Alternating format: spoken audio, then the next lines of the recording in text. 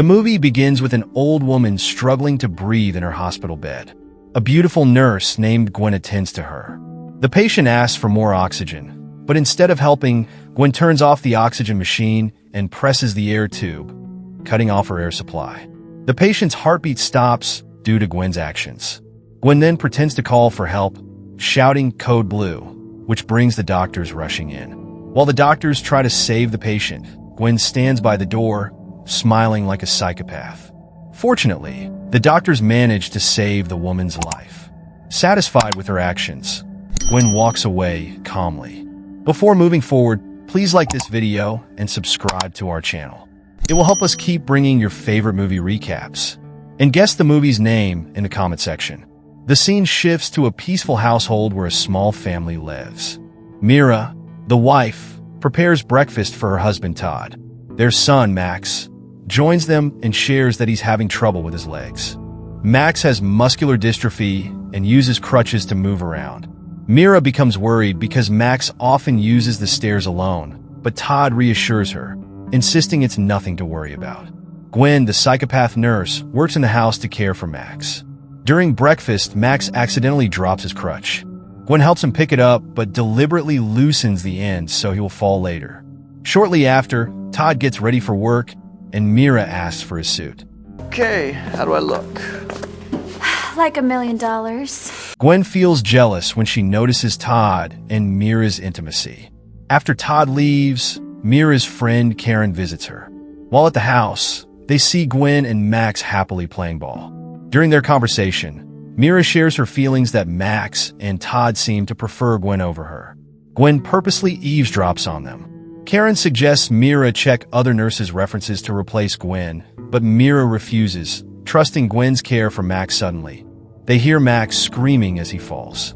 Mira rushes to him and blames Gwen for the accident, but Max defends Gwen, saying the crutch broke unexpectedly. Mira contacts Dr. Keller to check on Max and orders new crutches for him. That night, Mira apologizes to Gwen for blaming her earlier. Gwen assures her it's fine and offers her therapeutic tea to help her rest. I'm gonna make you some of my special therapeutic tea. You're gonna feel so much better, trust me. The next day, Mira joins a community for people with muscular dystrophy. She shares the story of Max, who was diagnosed this year. Max first notices symptoms while climbing a slide. He slips and falls backward onto the sand. Mira recalls the incident and can't hold back her tears, remembering how scared she felt when Max fell the day before. When Mira returns home, Gwen surprises her by appearing unexpectedly and offering her tea. While Mira naps on the sofa, Dr. Keller arrives at the house with a new pair of crutches for Max. However, Gwen refuses to let Dr. Keller meet him. As Dr. Keller leaves, she mentions that Gwen looks familiar, but can't remember where they've met. She promises to let Gwen know if she recalls it. Later that evening, Gwen visits Dr. Keller at her house and reveals that she remembers her. As soon as Gwen steps inside, she injects Dr. Keller with something, explaining that they know each other from their time at the hospital. Gwen admits they were both involved in treating the patient she tried to kill at the beginning of the film. She confesses her intent to kill Dr. Keller, whom she considers a threat to her family. Gwen injects Dr. Keller with a high dose of drugs, rendering her unconscious. That night, Mira receives a call from someone named David. He claims to be a friend from the community she recently joined. David tries to bond with Mira, saying his son, Carter, also has muscular dystrophy. When Mira asks to see him, he shares only a low-resolution photo. David says his wife has passed away, and a nurse now helps him care for Carter. This reassures Mira, who feels hiring a nurse to stay with her was the right choice. However, Mira doesn't realize that David is actually Gwen, using voice-changing software to manipulate her. Karen visits Mira's house in the morning while Mira is having breakfast with her family. Karen accidentally spills a drink on Todd's shirt, so Todd takes off his shirt. Gwen seems fascinated by Todd and takes his clothes to the laundry room. When Karen notices Mira feeling unwell, she offers to help by fetching Mira's bag from her office room. On the way, Karen passes the laundry room and accidentally sees Gwen smelling Todd's clothes. That night, Gwen, pretending to be David, calls Mira and asks about her and Max's condition.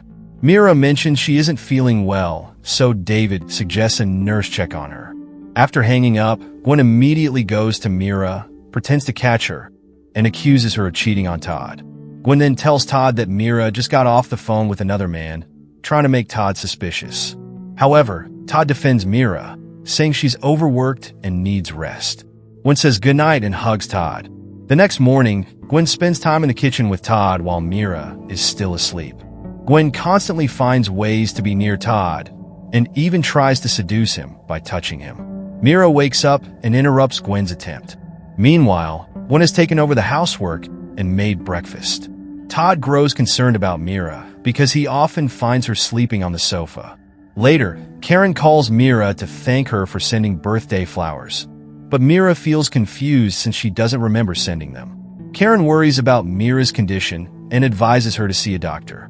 Later, they discover that Gwen sent the flowers and is concerned Mira might forget Karen's birthday.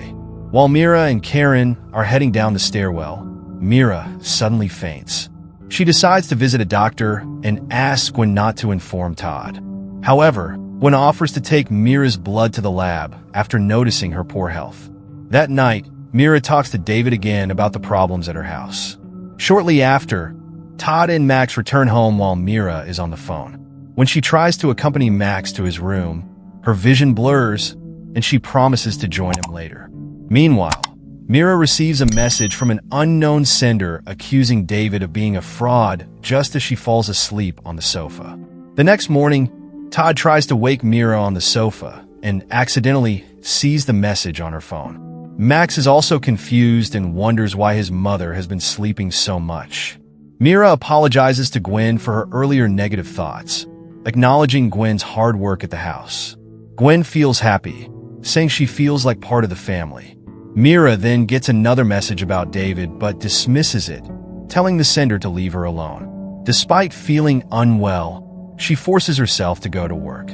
At the office, Mira tells Karen her lab results are fine and agrees with Gwen's suggestion to rest. But Karen urges her to get a second opinion from another doctor. Mira brushes off the advice. Later, Mira receives an email from Gwen pretending to be David. The fake David warns her that Weber, who often messages Mira, is trying to slander him. Another message follows, claiming her child is in danger and urging her to meet at a cafe. Todd overhears his wife Mira talking to Gwen at home about meeting someone at a cafe the next day. Disappointed and suspicious, Todd believes Mira is cheating on him. The following day, Mira visits the cafe, where she meets the real David Weber. David reveals he has no children and has never spoken to Mira. He explains that someone impersonated him and shares the tragic story of his wife Laurel, who died from lung cancer after being persuaded to stop chemotherapy. David also shows Mira a photo of the imposter who had been chatting with her and a fake child's photo the imposter used. Shocked by the revelation, Mira struggles to process the truth but doesn't suspect Gwen's involvement. Meanwhile, Todd secretly follows Mira and sees her hugging David. Elsewhere, Karen visits Gwen to deliver a new designer bag for Mira and discuss issues at the house. Karen confronts Gwen after catching her smelling Todd's shirt and warns her to stay away from Todd's family. Before Karen can leave, Gwen hits her from behind, takes her to a secluded location, injects her with an unknown substance, and leaves her with her car. Later, Mira receives a message from David saying he will be home late. While cooking dinner, Max and Gwen return from Max's physical therapy. Gwen secretly takes one of Mira's knives and makes an excuse to leave, claiming she's meeting an old friend. Gwen visits David, and it's clear they know each other. She learned where David lives through Mira. Gwen used to be David's wife's nurse before her death, and she was the one who advised his wife to stop the doctor's therapy. Gwen then stabs David with a knife and pours blood next to his body. She leaves with David's bag. That night, Todd comes home drunk, stressed about his wife's behavior. Gwen uses this chance to get closer to him. She takes him to his room and tries to seduce him, but Todd stays loyal to his wife and tells Gwen to leave. The next morning, Gwen greets Todd and claims he was the one who teased her the night before. Meanwhile, Mira wakes up and finds a message from David saying he couldn't sleep because his little guy couldn't sleep either. On a water bottle, Gwen had written "little guy." This triggers Mira's memory. David and Gwen both use the same nickname for a child, "little guy." Suspicious. Mira pours out the water in the bottle Gwen prepared and discovers medicine powder inside. Mira searches Gwen's room and finds a book about toxins and medicine, along with hidden medicines under the bed. Realizing the danger, she hurries out of the room. As Gwen arrives home with Max, Gwen notices Mira is awake earlier than expected and questions her. Mira tries to investigate the drug Gwen gave her, but Gwen interrupts, bringing her a drink and suggesting she rest. Gwen and Max then leave for his physical therapy session. Mira suggests skipping it, but Max insists on going because of a football game at the clinic. After they leave, Mira sneaks back into Gwen's room, records evidence of Gwen's actions, and starts preparing to leave while calling Todd. Mira says she has recorded evidence against Gwen and wants to report it to the police. Suddenly, Gwen returns home and seems to already know her actions have been exposed. Mira wonders where Max is, and Gwen takes her to find him. On the way, Gwen explains that she did everything because she was never treated as family by the patient she cared for. She admits she longs for a happy family like Mira's and believes the only way to achieve it is by getting rid of Mira. Meanwhile, Todd comes home and searches for Mira. He finds only her phone and discovers the recorded video evidence she made. At another house, Gwen confesses to killing people who threaten her idea of family, including Dr. Keller, Karen, and David. When Mira hears this, she looks for Max, only to realize Gwen lied to her.